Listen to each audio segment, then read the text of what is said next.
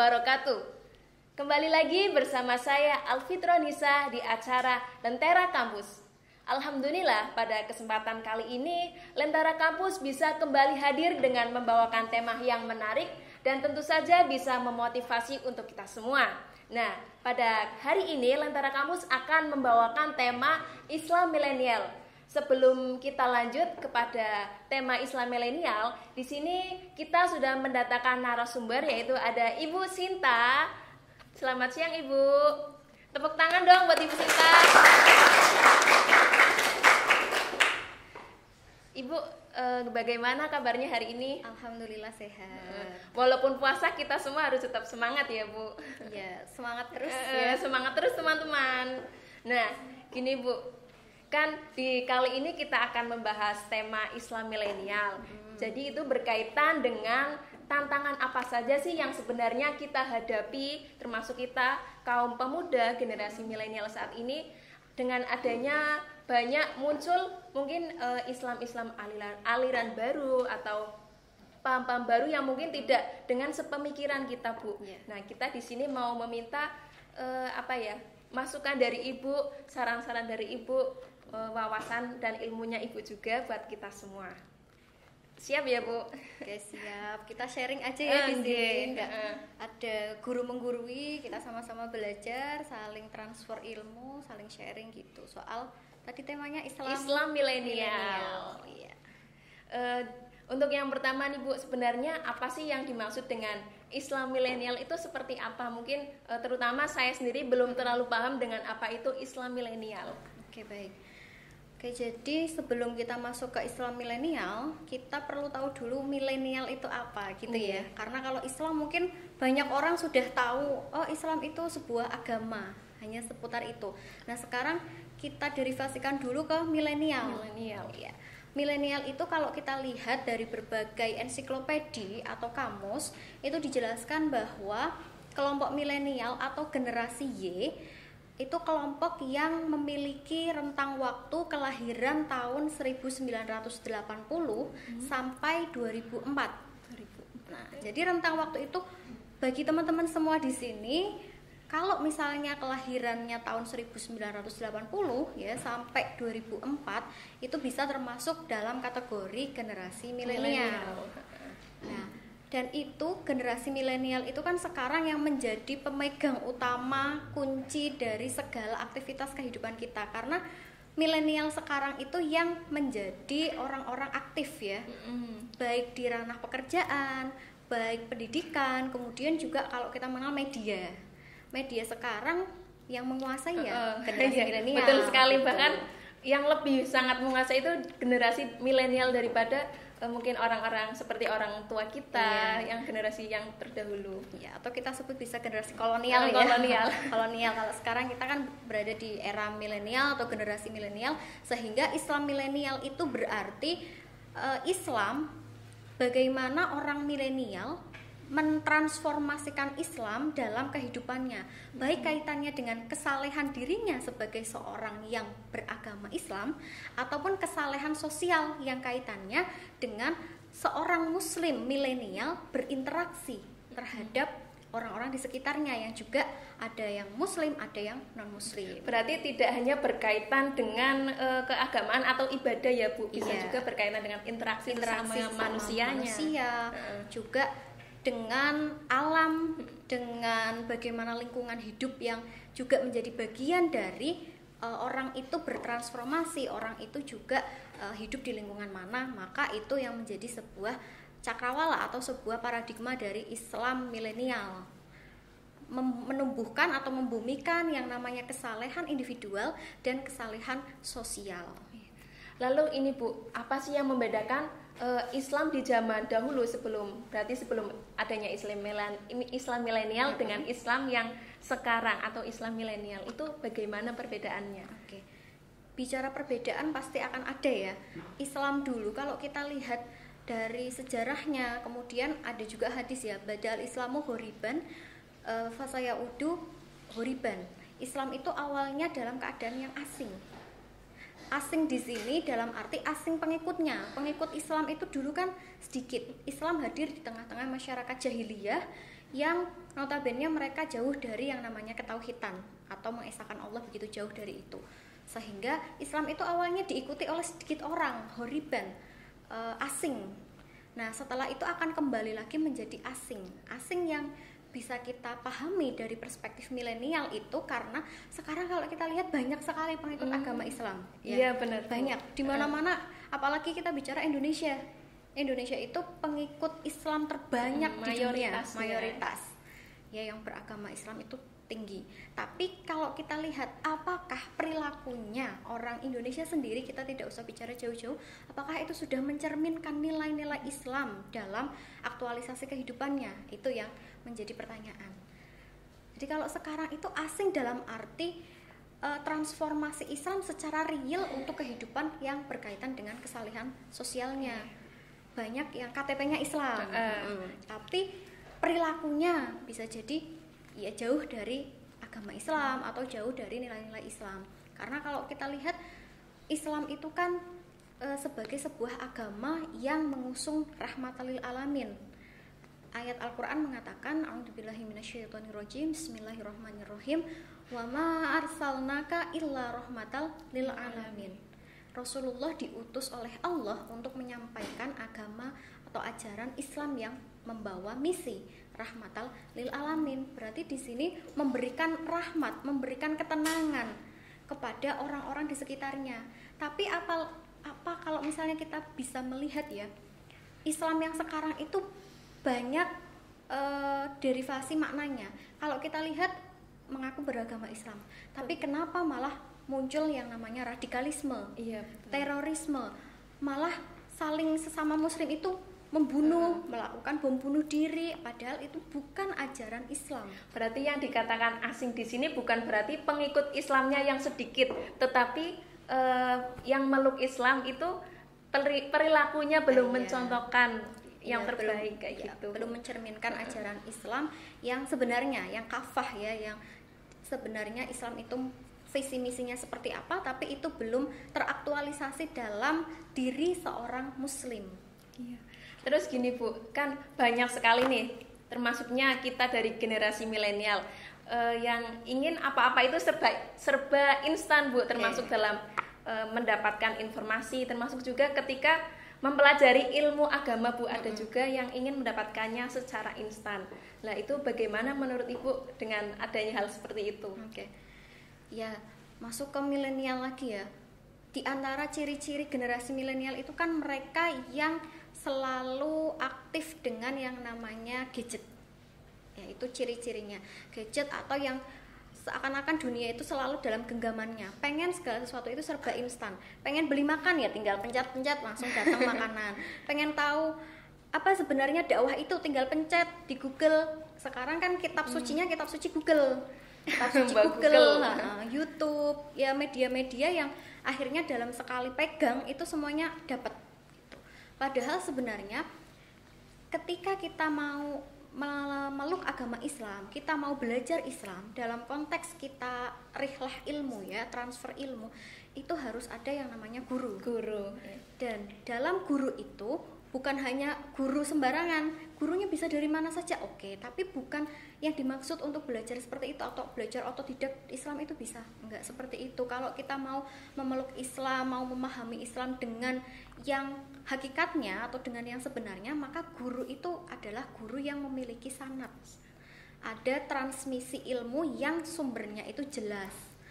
Dari siapa ini gurunya siapa yang kemudian sampai kepada Rasulullah. Karena kalau misalnya sampai kepada Rasulullah berarti transmisi Islam jelas disampaikan oleh orang-orang yang mengusung moderatisme beragama, orang-orang yang benar-benar toleran, orang-orang yang tidak suka mengkafir-kafirkan orang, orang yang tidak dengan mudah mengklaim bahwa saya itu paling benar, semacam merasa panitia surga. Nah, sekarang itu kadang muncul orang-orang merasa saya menjadi panitia surga, yang akan masuk surga itu kelompok saya dan keluarga saya, kayak gitu. Merasa udah punya kunci surga, padahal kan tidak seperti itu ya. Ya, jadi kalau misalnya kita mau memeluk agama Islam atau kita beragama itu ya tidak serba instan juga, kita harus ada prosesnya. Berarti betul ya Bu, kalau ada yang mengatakan kalau ngaji atau belajar nggak ada gurunya berarti gurunya setan kayak gitu. Iya, memang betul. Iya, karena kita tidak bisa memfilter mana yang itu sebenarnya yang dimaksud dari maksudul Quran, maksudul Islam, maksud yang terkandung dalam Islam itu tidak kena karena kita belajarnya tanpa ada petunjuk dari seorang guru yang memang benar-benar paham akan ilmu tersebut. Entah itu ilmu agama, ilmu tasawuf, ilmu apapun ya, harus dengan pakar yang memiliki sanad transmisi keilmuan yang jelas berkaitan dengan keilmuan tersebut. Tidak asal comot dari kitab suci Google, kitab suci YouTube ataupun yang lainnya. Betul sekali. Lalu gini Bu, bagaimana sih cara menyadarkan hati kita sendiri ya Bu? Kan sekarang kan nyatanya kita hidup di zaman modern yang semuanya ada perbedaan Bu, termasuk adanya radikalisme kayak gitu. Terus gimana sih caranya biar kita itu tetap yakin kepada diri kita sendiri dan tidak terpengaruh dengan adanya hal tersebut? Agar tidak terpengaruh tentu kita harus punya filterisasi diri ya, upaya kita memfilter diri kita dari adanya virus-virus yang akan merusak diri kita sendiri ya. Banyak virus apalagi godaannya sekarang itu godaan di media. Godaan bil medsos ya. Ada muncul fitnah, hate speech, ada juga isu-isu soal eksklusivisme Islam, terus juga ada hoax dan lain-lain yang akhirnya kalau kita tidak bisa memfilter diri kita ya kita bisa terjerumus ke dalam hal-hal yang sebenarnya itu akan merusak diri atau menjadi cobaan bagi diri kita. Lah, yang bisa kita lakukan selain itu kita juga bisa mencari guru atau partner yang mendukung kita berislam dengan cara-cara Islam yang toleran, Islam yang moderat, Islam yang kontekstual, tapi juga tidak meninggalkan Islam secara normativitas. Karena kalau kita tahu kita masuk ke dalam ruhul Islam, Islam secara ruhnya itu ada Islam secara normatif dan Islam secara performatif, atau Islam secara individual dan Islam secara sosial yang tadi saya sebut. Secara normatif Islam itu ya berarti berpegang pada Al-Quran, pada hadis, ajaran-ajaran yang ada di sana itu kita pelajari, terus kita pahami apa sih sebenarnya yang diinginkan oleh Islam, bagaimana tata cara berwudu yang baik, bagaimana tata cara bersuci. Nah ini kadang yang sering lupa ya, perempuan setelah haid itu harus mandi dengan jelas bagaimana caranya, itu harus tahu secara syariatnya.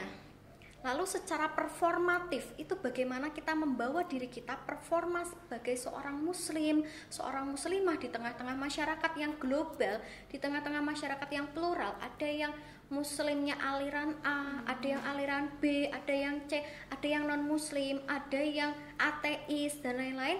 Bagaimana kita mampu memposisikan diri, positioning diri kita sebagai seorang muslim yang baik.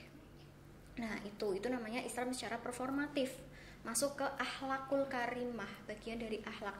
Kalau tadi kita bicara Islam secara normatif itu kita sedang bicara soal akidah, soal syariat. Tetapi ketika kita bicara akhlak berarti secara performa diri kita. Nah itu sekarang yang menjadikan Islam milenial agak ada sedikit kadang trouble itu di situ, dari segi perilaku atau akhlaknya yang terkadang kehilangan ruh Islamnya gitu ya, sehingga harus mampu menempatkan diri kita sebagai seorang muslimah yang toleran, yang tidak gampang mengatakan orang lain akan kamu masuk neraka, tidak semudah itu. Malah terkadang gini Bu, kan khususnya di Indonesia kan pasti ada Islam Nusantara Bu, seperti itu. Tapi terkadang ada juga yang mereka malah ngikutnya ya mungkin aliran yang dianggap mereka benar, padahal ya mungkin belum cocok juga buat kita seperti itu Bu. Terus ini Bu, saya pernah melihat berita seperti ini, untuk usia remaja, usia dewasa atau remaja 17 sampai 30 tahun itu, di mana usia tersebut manusia bisa dengan mudah terpengaruh dengan radikalisme, terutama perempuan Bu. Itu gimana penjelasan dari Ibu? Iya, terima kasih ya. Jadi kalau misalnya membaca survei atau penelitian itu memang radikalisme dan terorisme itu rentan menyerang perempuan. Karena perempuan itu dalam kemampuannya dia untuk merespon segala sesuatu, dia sering menggunakan feelingnya, menggunakan perasaannya. Ketika perasaannya itu merasa dia mendapat posisi, itu dia pasti akan gampang luruh gitu. Sensitivitas perempuan itu terletak pada dia merasa ada temennya, dia merasa di situ mendapat kehormatan, merasa dihargai, merasa punya kelompok, atau kadang kelompok yang memiliki visi misi sama, atau bisa jadi galaunya sama, sama-sama di titik galau yang sedang klimaks, entah itu karena pacar, entah itu karena kondisinya memang lagi ada problem keluarga ya. Nah terus ngobrol, sharing.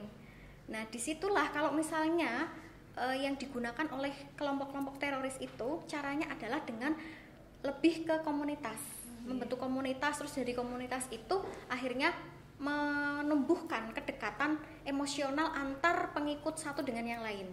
Jadi dirangkul, oh kamu ada masalah seperti ini, kamu tuh harus kembali ke agama karena Allah sedang menguji kamu, Allah sedang memberi peringatan, kamu tuh harus berubah, harus menjadi seorang muslim yang sebenarnya, dengan cara ya kalau kiblatnya ke aliran-aliran yang agak dalam tanda kutip garis kanan ya, kayak gitu, itu memang kan kiblatnya ke Islam Saudi, Timur Tengah begitu ya.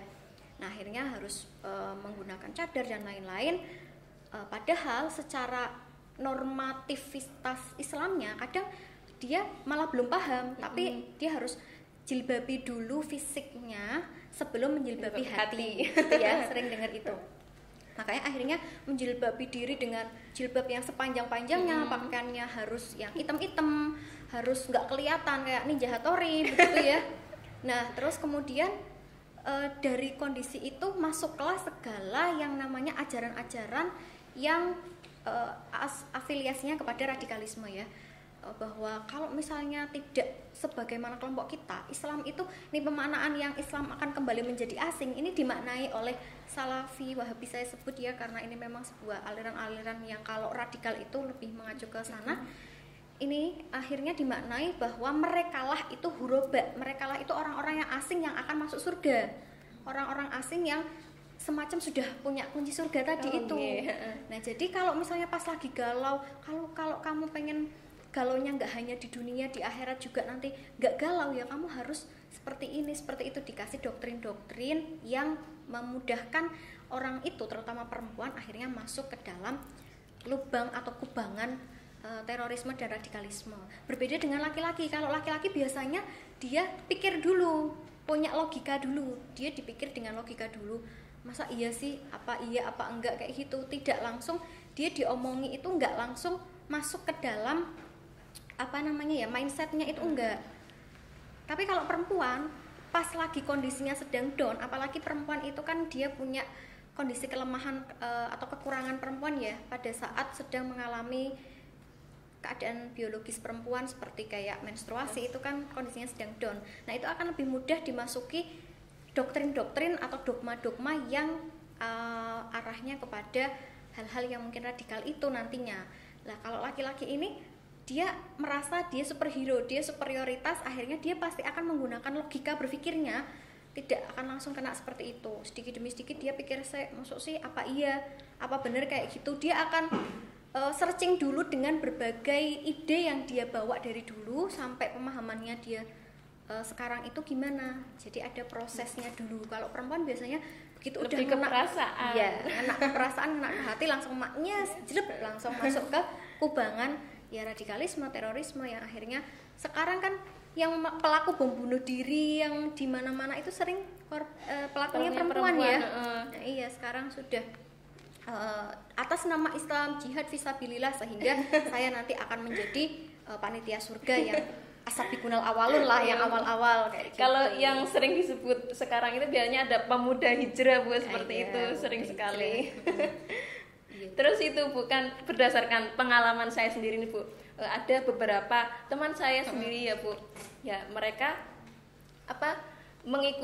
sering mengikuti kajian, mendengarkan informasi yang didengar melalui ya berkaitan dengan Islam tersebut melalui media sosial baik itu Instagram, Facebook, YouTube seperti itu Bu. Nah selepas dari itu sedikit demi sedikit mereka itu berpenampilannya jadi berbeda loh Bu, mulai dari gaya bicara, pola pikir sampai gaya berpakaiannya juga seperti itu Bu.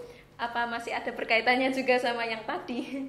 Iya, bisa jadi masih ada kaitannya karena kan sekarang itu kebanyakan orang juga pelariannya itu ke spiritualitas. Kalau banyak sekarang itu orang gini, pikirannya kalau sedang dalam kondisi yang sedang jatuh, dia akan lari kepada Tuhan, lari kepada spiritualitas, lari kepada agama. Tapi ketika sedang bahagia, euforianya, happy banget, baru dapat pacar, baru dapat, baru dilamar, baru apa, dia bisa jadi lupa akan agama, lupa akan hal-hal yang berkaitan dengan spiritualitas. Tapi kalau pas lagi habis diputus pacarnya atau misalnya sedang dalam kondisi yang dia galau, kok dia yang lain udah pada nikah kok saya belum, galau-galau kayak gitu ya, galaunya udah aduh jangan-jangan saya nanti nggak laku seumur hidup jadi perawan tua dan lain-lain, itu pikiran di sini berkecamuk banyak. Nah akhirnya terus dia daripada kayak gitu kan biasanya diajak dulu, awalnya diajak ikut kajian, kamu mau mendapatkan ahi filah yang kayak gitu ya, ahi uhti panggilannya. Terus akhirnya pengen diajak, ini nanti tak kenalin, masuk ke kajian itu, akhirnya ikut ke sana. Nah terus sana itu memang sistemnya itu komunitas yang akhirnya orang kalau sudah masuk ke situ dia akan sulit untuk keluar dari komunitas itu. Saya juga dulu kan pernah penelitian seperti itu ya, awalnya tuh didata dulu, biasanya didata namanya siapa, alamatnya di mana, apa, terus kalau misalnya nggak ikut kajian sampai dijemput sampai sana itu memberikan pakaian yang lengkap dengan ya model-modelnya ya, ada yang model cadar Makkah lah, ada yang model cadar rebel-rebel, ada yang ininya di sini ada terowongan Casablancanya, pokoknya model cadar itu macam-macam. Dan sekarang cadar itu akhirnya gaya berpakaiannya aliran-aliran tersebut itu menjadi yang namanya komodifikasi agama atau menjadi komoditas barang yang diperjualbelikan atas nama agama. Kalau kamu mau berislam dengan baik, ya kamu harus beli ini, pakaiannya harus kayak gini, modelnya harus seperti ini, dan harganya fantastis, 300 ke atas. Padahal kalau misalnya ya maksudnya gamis biasa paling hanya ya ada tambahan ini, mungkin dengan 100-150 itu cukup, tapi itu pasti harganya dijual 300 ke atas, dan nanti keuntungannya itu masuk ke lembaga tersebut. Dan bisa jadi di lembaga itu disupport secara materi, secara kebutuhan apapun itu disupport. Kamu butuh apa? Kamu butuh pendamping hidup, kamu udah pengen nikah galau, pasti akhirnya dijodohkan dengan sesama imam-imamnya di sana. Biasanya pendapat mereka itu ini Bu, jomblo sampai halal kayak gitu. Iya. Ya itu memang jargon-jargon yang dibikin oleh mereka ya, untuk menumbuhkan mereka lah orang-orang yang pemuda-pemuda Islam yang memang benar-benar berislam secara kafah, berislam secara sempurna dengan cara seperti itu gitu. Padahal kan yang mereka pahami bisa jadi hanya Islam secara dari luarnya, tapi kan belum tentu dari dalamnya mencerminkan apa yang dimaknai sebagai Islam. Ketika misalnya dia malah menyebarkan ajaran radikal, melakukan bom bunuh diri, terus kemudian mengkafir-kafirkan orang, itu kan bukan bagian dari Islam. Nah, Islam secara sosialnya belum ada di dalam diri mereka. Lalu apakah ini Bu, ketika kita melihat orang yang berpenampilan seperti itu, apakah kita boleh mengatakan wah orang itu radikal, orang ini nggak benar kayak gitu? Oke. Sebagaimana tadi yang sudah saya sebutkan di awal ya, ada Islam secara normatif, Islam secara performatif ya, kita juga tidak bisa melakukan truth claim atau menyebut bahwa orang itu sesat, orang itu radikal. Itu tidak boleh seperti itu. Islam sendiri dibangun atas ajaran-ajaran yang di situ ada banyak di luar Islam ya. Islam awalnya itu tumbuh di lingkungan agama Yahudi, agama Nasrani, dan agama yang lainnya. Tapi Islam di situ tidak kemudian mengatakan Yahudi itu langsung sesat dan lain-lain, itu tidak ya. Meskipun di Al-Quran ada beberapa ayat yang menjelaskan tentang itu, tapi tidak membolehkan bagi orang-orangnya untuk langsung memberikan justifikasi atau labeling negatif dan label yang menjerumuskan ke dalam hal-hal yang sensitif ya, itu kemudian langsung disampaikan kamu radikal, kamu tuh sesat, kamu ini, itu tidak. Tapi caranya kita dengan sedikit demi sedikit melakukan pendekatan yang sekiranya orang itu tuh dunianya gimana, dunia abu-abu, dunia hitam putih, atau dunia merah, oranye, hijau. Kita harus tahu kalau kita mau mengingatkan ya. Bisa jadi kita punya teman yang sudah masuk ke situ. Terus kita mau ibaratnya menjadi penyelamat lah dari orang itu biar tidak masuk ke radikalisme. Jangan langsung dikatakan kamu tuh sesat, kamu tuh radikal, enggak. Dia pasti akan menolak. Pasti akan seperti itu karena dia pasti punya rasionalisasi bahwa ajarannya, kelompoknya itulah yang paling benar. Caranya adalah kita harus tahu dulu dia orangnya seperti apa, kecenderungannya bagaimana, dekati dulu sisi personalitasnya. Terus baru sedikit demi sedikit diingatkan dan tidak boleh kita langsung melabeli orang dengan yang hal-hal yang buruk tadi. Belum tentu diri kita juga lebih baik dari mereka. Terus menurut Ibu bagaimana sih tipe pendidikan yang sesuai dan cocok untuk diterapkan untuk generasi milenial saat ini? Oke. Tentunya kalau melihat generasi milenial saat ini itu krisisnya lebih ke krisis akhlak ya, atau krisis moral. Etikanya, norma-norma yang berkaitan dengan akhlaknya itu cukup rendah ya atau minim. Jadi pendidikan ya yang lebih kepada bagaimana pendidikan kepada akhlakul karimah itu sendiri, biar sisi performatif yang sempat atau yang saat ini hilang dalam diri milenial itu bisa sedikit demi sedikit upgrade lagi, upgrade terus kayak gitu. Karena kalau kita bicara iman itu kan fluktuatif, kadang naik kadang turun. Kalau pas kita sadar ya oke lah kita ingat kepada Allah, tapi kalau pas lagi rame dalam banyak orang bisa jadi kita lupa kayak gitu. Apalagi kalau lagi banyak uang, Bu. Ya, pas lagi banyak uang, lagi happy banget, lagi baru dapat rezeki nomplok apa atau apa, itu biasanya seneng lupa akan hal-hal yang siapa yang ngasih kamu uang, siapa yang ngasih kamu kebahagiaan kalau itu bukan Allah. Lah itu kembali ke situ. Kemudian tetap upgrade yang namanya kajian-kajian yang sifatnya moderat atau yang ya kontekstual. Dan perlu dipahami media saat sekarang ini itu kan banyak dikuasai oleh pengikut-pengikut atau aliran-aliran yang afiliasinya kepada radikalisme itu. Sehingga kalau kita buka di website kebanyakan yang muncul di situ itu tuh mesti kajian atau ajaran-ajaran yang radikal. Ya, lah maka bisa dengan cara mengisi konten-konten yang ada di media-media, baik itu di website, di YouTube, di Facebook, di Telegram atau dimanapun, dengan ajaran-ajaran Islam yang moderat, yang toleran, yang tasamuh, yang tawasud, pokoknya yang Islam garis tengah, yang itu tuh tidak mudah mengkafir-kafirkan orang lain dan juga tidak mudah membanggakan dirinya sendiri, tapi tetap memperhatikan yang namanya kesalehan diri, kesalehan individual dengan menampilkan ajaran-ajaran yang bersifat normatif, tetapi juga menyeimbangi hal itu ada harmonisasi antara Islam normatif dengan Islam performatif yang diwujudkan melalui kesalehan sosial dalam dia berinteraksi dengan banyak orang, dengan sesama muslim maupun non muslim, juga harus menerapkan Islam yang rahmatal lil alamin. Boleh tepuk tangan dulu sama. Bagus sekali pembahasan pada hari ini. Banyak ilmu yang bisa kita dapatkan dari penjelasan Bu Sinta, mulai dari apa itu Islam milenial, terus bagaimana kita sebaiknya sebagai seorang muslim harus bertindak seperti apa, dan lain sebagainya. Terima kasih ya Bu. Sama-sama Mbak. Semoga informasi dan ilmu yang disampaikan oleh Bu Sinta bisa memberikan manfaat bagi kita semua, bisa kita terapkan di kehidupan sehari-hari kita. Dan perlu berhati-hati ya teman-teman, ketika mungkin ada salah satu teman-teman yang mendapatkan informasi mengenai apa itu Islam yang lebih berarah ke radikal, itu perlu berhati-hati juga. Saya mengucapkan terima kasih kepada Ibu Sinta sama-sama. Setelah meluangkan waktunya datang di acara kami, Bu. Sama-sama. Semoga ilmu yang telah diberikan oleh Bu Sinta bisa bermanfaat bagi kita semua, bisa kita terapkan di kehidupan sehari-hari kita.